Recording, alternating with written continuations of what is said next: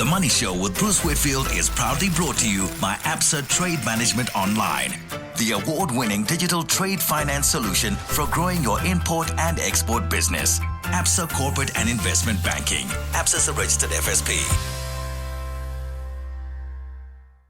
The Money Show. Personal Finance with Warren Ingram. Before we talk about tonight's big topic, Warren Ingram, I see a little tweet from you today talking about a new book, and it's about global investing, and you claim it's easy. Have you managed to reread your book yet? Did you find lots of mistakes? Have things changed? What's gone on? It's been as you very well know. I guess I don't need to tell you, but it's always the most painful thing is to write the book, then you read it for mistakes. You give it to an editor, and they come back, and then you read it again, and you give it back to the editor, and then they give it back to you one last time, and they say, "This is the time. You can't change it after this, so please read it carefully." And by then, the words are swimming on the page, and you're so sick of your own words that you actually don't see the mistakes. So the answer is, I'm trying, but I haven't picked up any mistakes yet. Good. I mean, before we get into the topic, and our topic is important, but so is the fact that you've been a very busy man in lockdowns, and you've found the time to write a new book, and you've got two in the market already. And that one is How to Be Your Own Financial Advisor. The other, How to Make Your First Million. This is a breakaway from the focus on South African investing. I mean, we make up less than 0.5% of global GDP. We make up a tiny fraction of global value in terms of stock markets, and it's logical that South Africans should have greater access to international investments. And I think you're tapping into the zeitgeist. Yeah, that's the plan. And I think there's so much, misinformation and nonsense that gets spread around global investing that I got tired of kind of listening to it and avoiding it where I could. And eventually, the way I write books is, or should I say the way I find topics for the books is the questions we get asked. And global investing is a theme that South Africans want to know about. And I feel it's important to give them a structured way of looking at it and making sensible, rational, long-term decisions and not being swayed by what's happening last week or the latest tweet from some talking head. It's about making the best plans for yourself. And so that's the hope of the book is that it gives people a good plan for looking at their overseas investments and making sensible decisions. And it leads so nicely into tonight's main topic, and that is, where can I get good information on investments? Because there are a huge number of really conflicted positions that people take, and it's really hard to know what is fact, what is opinion dressed up as fact, what is hocus pocus, what is downright self-interest and skullduggery. I mean, it's a massively complicated thing, making smart choices based on information that, should be reliable from people who should be trustworthy.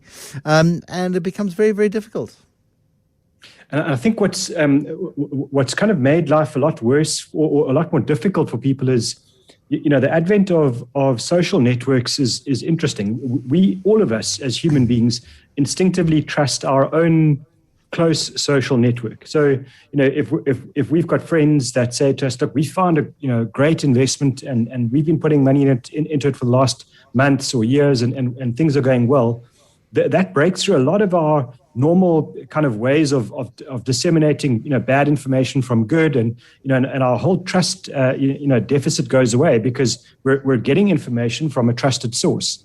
And in many years ago, centuries and thousands of years ago, that was a really reliable way to make, life and death decisions. Don't eat this because it'll kill you. Eat that because it'll make you better. That was a good way to get trusted information. Unfortunately, that dynamic doesn't apply to WhatsApp. It doesn't apply to Messenger on Facebook and on Twitter. And so now we've got this network of people that are, in theory, our friends or our contacts or whatever they are. And when we get something from them, it also breaks through that same filter that's sort of inbuilt in us to disseminate the nonsense from the quality information. And so that's what we're seeing now.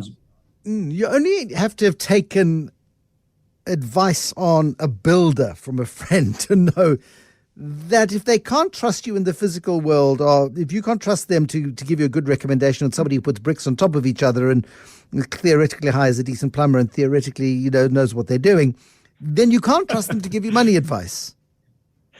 Exactly, but unfortunately, I mean, and that's I guess our point for tonight is that's where you've got to stop. You've got to say, no matter how good a friend this is, no matter how intelligent they are, I can't just take what they say at face value and just trust it.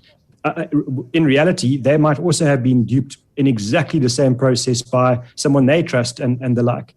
And I mean, over many years, we've talked about Ponzi schemes, blowing up in both in South Africa and overseas, and really smart, clever, intelligent business people who should know better. We find out they've lost tens or hundreds of millions of rands, in Ponzi schemes, which look so stupid on the outside to someone who wasn't involved. And when you get to the crux of why those people did it, once the hurt and the blaming is gone. The key is that they took a trusted recommendation from a trusted friend, and never thinking that the trusted friend was also duped. And so I think that's really the key thing for me tonight is don't sit there looking at social media, and especially a place like WhatsApp, and say, well, here we go. I found the next big thing. Here's the next share or coin or non-fungible token or whatever it's going to be that's going to make me lots of money. You've got to stop and say, let's start at first principles again. Let's use some common sense, and you can look at these things as they come past and say, well, I'll do some homework on that. I'll go and actually do my own research. And that's really the key point here is, the way that people do this nowadays is they're going to come to you and they're going to say, the system is against you. That is classic, selling tactics in a situation like this.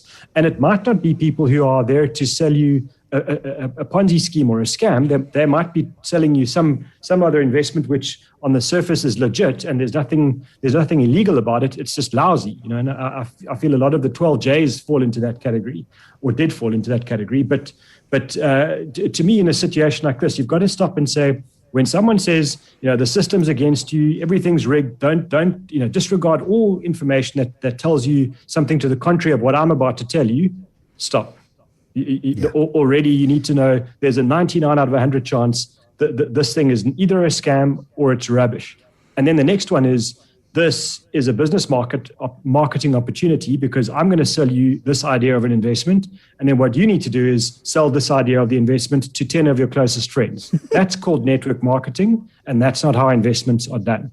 So I think that, those two are huge red flags for me. I have not seen one that works, and the moment you critique them, you and I have done that on the show in the past, they even get taught how to kind of deflect criticism. They're not taught to talk about the investments, they're taught how to deflect criticism. So my starting point on all of this is, when you get to the situation, stop and do some research. Start with reading some books. And so your intro was great. Thank you. I wasn't starting the topic to promote a book, but I make connections. Warren. I mean, and frankly, it was actually quite incidental. I just wanted to talk about your book, and then we very cleverly turned it into a seamless segue. Exactly, you're a master, and so to me, the starting point is read the books. What the books do is they give you the principles. They give you the common sense, kind of years of distilled wisdom that should be understandable to you, and should give you the kind of the foundation, to use your building analogy, and then start to read proper articles, in the financial media, not on WeStandAgainstTheWorld.com, but proper respected financial publications that are talking about long-term investments, long-term strategies.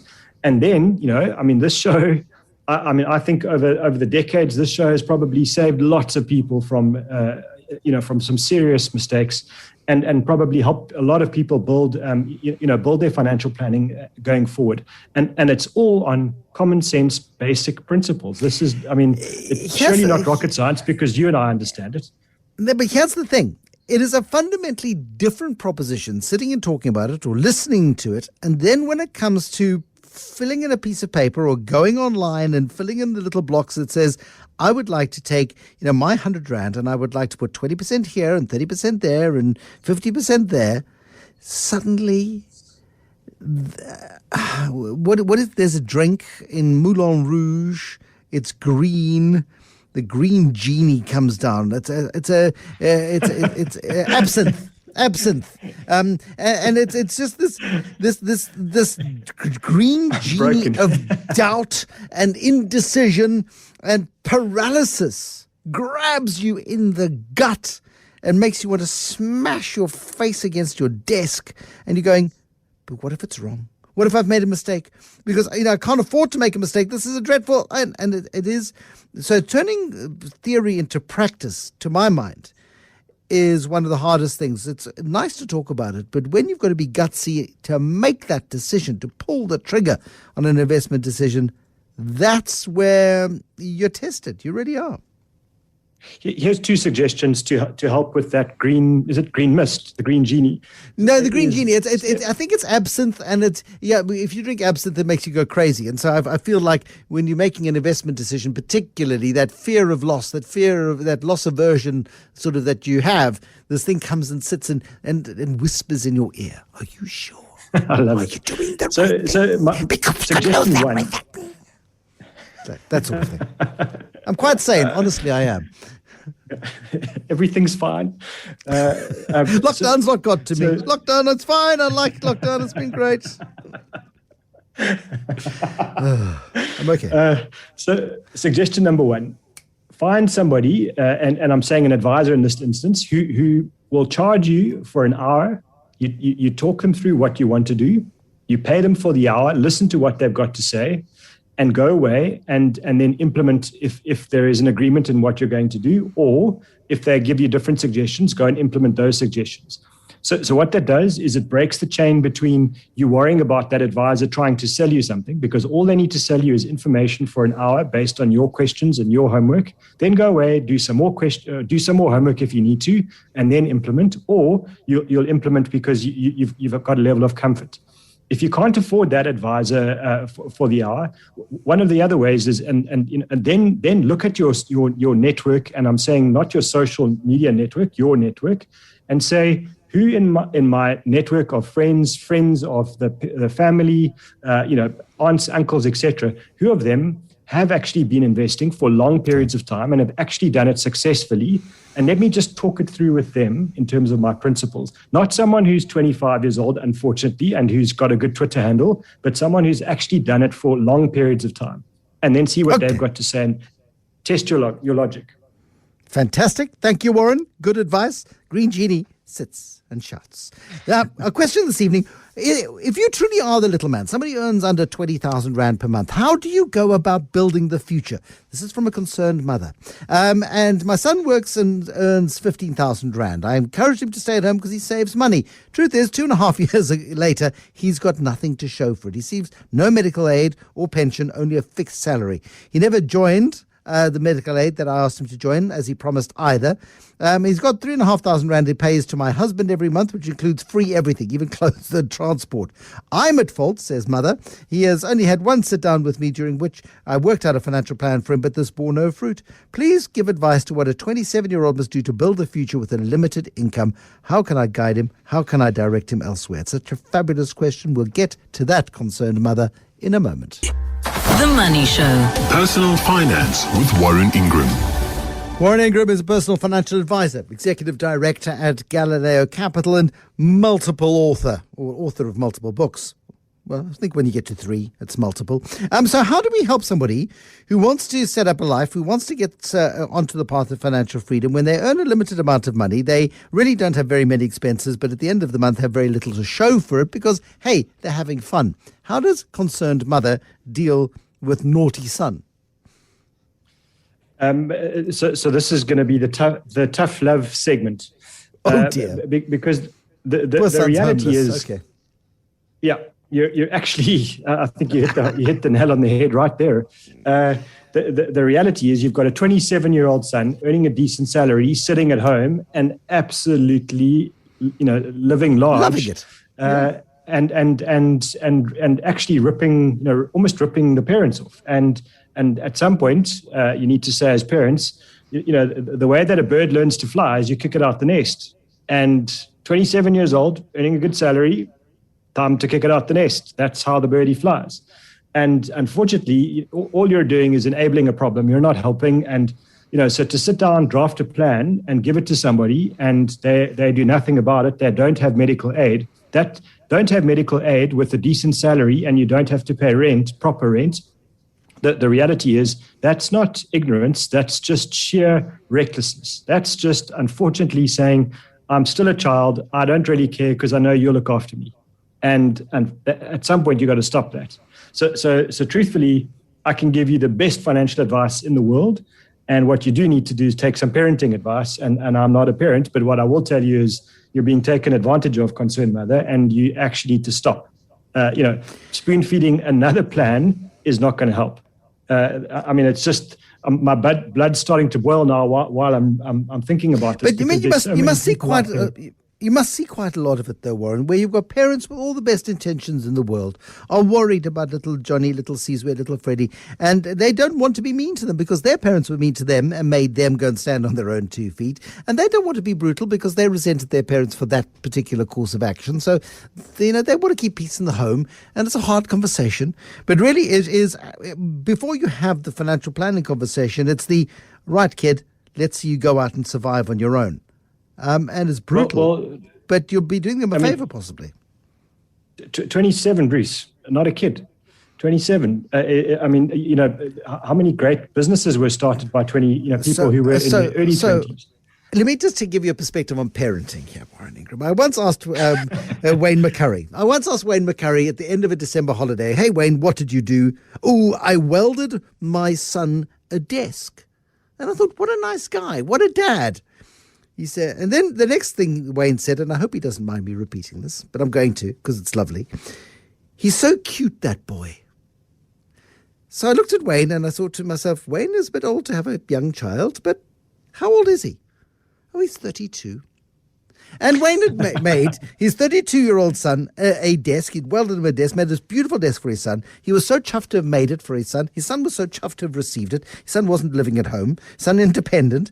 But the phrase, he's so cute, that boy, underlines concerned mother's problem is no matter how old and hairy and smelly your child is, they are your child and you do feel responsible. But it's well worth, I think, getting some proper counselling on this. This isn't a financial problem, I think, is your point. Not a financial problem.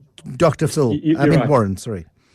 It's not a financial problem, unfortunately, and the answer to the real question is you can't force someone to start saving and start developing a plan if they don't want to do it. There is nothing you can do. In reality, the trick is to find motivation for them to actually start setting aside the money and to get going. What happens now is, this kid knows my parents will back me up. Of course they do, and they will bail me out. Yeah. Listen, you made your point. I just want to suggest that before you give parenting advice next time and you into this tough love stuff, that you grow a moustache and shave a path down the middle of your head, because you're going to play Dr. Phil and this tough love stuff. But I think it's brutal, concerned mother, and I'm sorry that's not what you wanted to hear, but it's what you possibly need to hear. FANG stocks, our phrase of the week, the word of the week, but FANG stocks. What are FANG stocks? So FANG, it's an acronym and it stands for Facebook, Amazon, Apple, Netflix, and Google. And so, if we don't know, Google is actually, it's owned by a listed company called Alphabet. So it can't be, it changed its name before the FANG was created, the acronym. But it's kind of shorthand for the tech companies, the big tech companies that are dominating, the US market and have done for a few years, and I guess are dominating global, almost e-commerce, if you will, and social media platforms. So it doesn't just stand for those companies anymore. They actually changed it to now the FANG Plus. To kind of abbreviate or to expand the abbreviation a bit, or the acronym. So really, when someone's talking about FANG stocks, they're talking about the big technology companies that are changing the way we shop, talk, video, and share content, I guess. And they're the ones that have been driving markets for quite a few years now. Okay. Thank you, Warren. I mean, and they make up a huge proportion of the S&P 500, and I think that's what's scaring a lot of people. It'd be fabulous to own some Apple shares, but people are scared of a $2 trillion company because the last big global multinational was General Electric, and that didn't end well. So people, I think, are quite apprehensive. The green genie is bugging them on that particular front too. Well, one of the benefits that some of these very big companies have is that they are extremely cash generative, and a lot of them, a company like Apple is sitting on enormous amounts of cash. So these are not companies that are just selling promises and business plans. They are generating real profits, banking a lot of cash. They might be expensive, but they're certainly not going to collapse as businesses. Their share prices might fall. But someone who buys that, the one piece of comfort they have is that they're not going to own something which is worth zero tomorrow if the share prices collapse. There will still be some value there. Warren Ingram, Galileo Capital. Invest in the future you deserve by opening a Standard Bank Money Market Select Investment account. Not only has Standard Bank lowered the minimum investment amount to 100,000 Rand, but you can now earn a higher interest rate of up to 4%. You can also get immediate access to your funds. Your capital is guaranteed and you pay 0 monthly management fees. So open up your account today on the Standard Bank app or in one of their branches. Standard Bank, it can be. Standard Bank is an authorized financial services and registered credit provider. T's and C's apply. The Money Show with Bruce Whitfield was brought to you by Absa Trade Management Online, winner of the Global Finance Awards for Best Trade Finance Service in Africa 2020 and Most Innovative Bank in Africa 2021. Absa Corporate and Investment Banking. Absa is a registered FSP.